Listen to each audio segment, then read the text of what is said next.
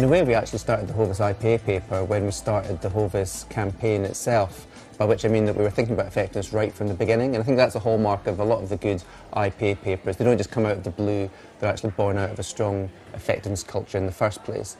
And in our case, what we set out right at the beginning was a model of how we thought the advertising was going to work, and therefore what metrics and measures we'd need to have in place and what gaps there were in the data. And then we started collecting all the data on an ongoing basis, so that a lot of the hard work had already been done.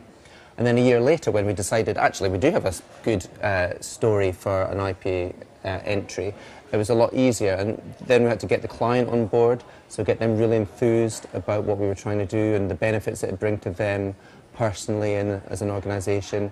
We had to reassure them about confidentiality, which often clients worry about up front, but actually it doesn't have to be that big of a deal at all.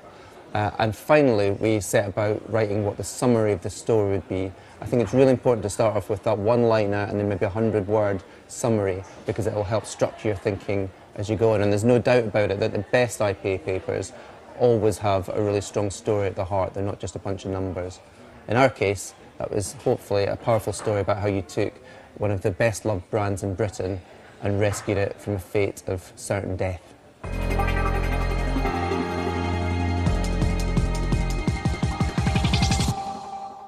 One of the great things about the IPA Awards is that actually the judging criteria are incredibly straightforward and clearly spelled out in all of the entry materials. So you should actually be able to structure your story knowing exactly what the judges have in mind and what they'll be marking you against. And a lot of people don't seem to do that. So if you start with the first of the criteria, which is all about clarity of thinking, that's where you have to think about keeping the argument and the story simple, avoiding any jargon, avoiding any industry speak, and making sure that you use tricks like diagrams and data presentation methods to bring the numbers to life in a really interesting way. Then you have the scale of the task, and that's your chance at the beginning of the story to set up how difficult your problem was, because obviously in the IPA Awards, everybody's going to be saying that their challenge is particularly difficult. You've got to say that yours is particularly difficult. And that's again where I think clever use of diagrams and visualization and analogies and metaphors can be really handy. So for us on Hovis, we made a big play of a killer graph that showed that the share gap that was opening up between Hovis and Warburton's was going to amount to £360 million and be unclosable by the end of the year. Then you've got to get into the strength of solution. What did you do in response to that difficult challenge? And here I think the trick is to keep it simple. Inevitably there's loads of different things that you probably did to get to your strategy, but the judges don't need to know about all of that. So keep it to the things that really made a difference. What was your really smartest bit of your thinking? What was your great insight around which the rest of the paper can be built? Then you've got use of channels, and I think that's a bit that's often quite overlooked. People tend to underwrite that section and just describe what they did rather than explain why they did it. That was really important for us on Hovis, for instance, because we'd launched with this epic 122-second TV commercial. So we had to persuade the judges that that was a really smart and modern and innovative thing to do, rather than what it could have looked like, which was maybe a slightly old-fashioned and less innovative thing to do. So really nail why you chose the media and channels that you did and what was so interesting about that. And then, of course, you get into the main body of the paper, which is about the scale of effect and the strength of proof. And my advice on the scale of effect is that obviously you've got to build a really strong case and draw from as many sources as possible to make your impact feel dramatic. But just watch out that you don't border into overclaim and exaggerate effects, because I think that's when a lot of people undermine the cases by claiming such grand and amazing effects that the judges start to disbelieve the rest of the story. So just tread that line carefully.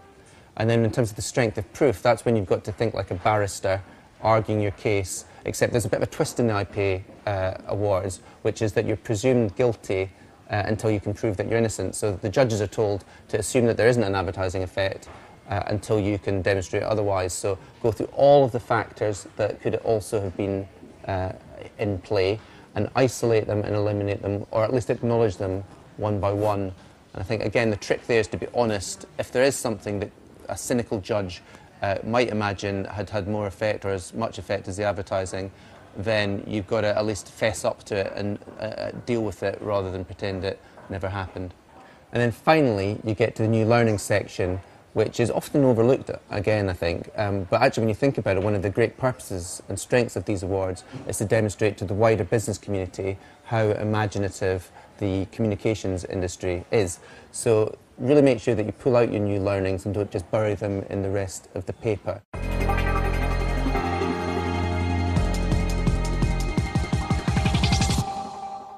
I think the Hovis paper is hopefully proof that you don't need lots of fancy tools to win an IPA award, because for instance we didn't use econometrics, and I think there's a lot of mythology that's built around them that people think you've got to use one to win an IPA award.